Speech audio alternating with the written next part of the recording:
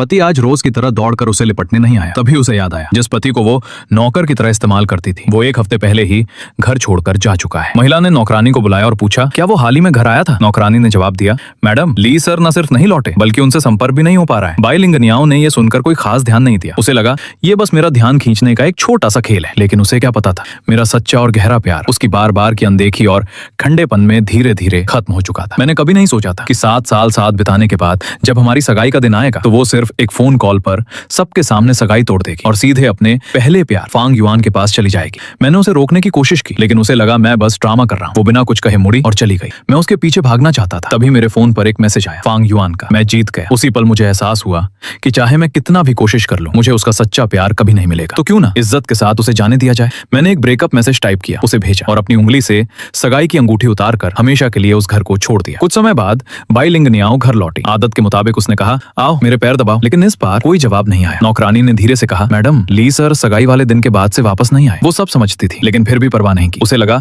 मैं बस गुस्से में हूँ, लेकिन जब उसने फोन देखा और ब्रेकअप मैसेज पढ़ा, वो हल्का सा हंस पड़ी। गुस्से में ब्रेकअप मेरी इजाजत के बिना? उसे पूरा यकीन था 3 दिन में मैं खुद लौट आऊंगा। उधर मैं अपने गांव के घर लौट आया। 2 मंजिला उस छोटे से घर को देखकर दिल में एक अजीब सी शांति महसूस हुई। ये सुकून मुझे 7 साल में कभी नहीं मिला था। तभी बगल वाले घर का दरवाजा खुला। एक लड़की बाहर आई। मैंने धीरे से कहा, शिंसी जी। वो मुड़ी और हैरान रह गई। फायर किंग, तुम वापस आ गए? मैं मुस्कुराया। हाँ, मैं वापस आ गया। उसकी आंखों में अचानक चमक आ गई। वो जल्दी से मेरे पास आई और बोली, मुझसे शादी कर लो प्लीज। मैं चौंक गया। क्या? उसने जल्दी जल्दी समझाया, वांग लिंग अब नहीं रहे। उन्होंने एक बच्चा छोड़ा है जो युद्ध क्षेत्र में फंसा हुआ है। वहाँ के कानून के मुताबिक सिर्फ शादीशुदा लोग ही उसे गोद ले सकते हैं। मुझे अभी जाना होगा। बस तुम मुझसे शादी कर लो, बाद में हम तलाक ले लेंगे। ये फैसला आसान नहीं था, लेकिन हालात बहुत खराब थे। मैंने धीमे से पूछा, क्या वांग लिंग सच में नहीं रहे? वो रोते हुए सिर हिलाई। मेरा दिल टूट गया। कुछ देर बाद मैंने कहा, ठीक है, तुम इंतजार करो, मैं अभी अपने डॉक्यूमेंट्स लेकर आता हूँ। दोनों ने जल्दी से शादी कर ली और वो तुरंत विदेश चली गई। 1 हफ्ते बाद बाईलिंगनियाओं वापस आई। उसने अपने असिस्टेंट से कहा, उसे कॉल करो, डिनर पर बुलाओ, लेकिन कॉल नहीं लगा। वो गुस्से में बोली, छोड़ो, घर चलते हैं। घर पहुंचकर उसने पूछा, वो कहाँ है? नौकरानी बोली,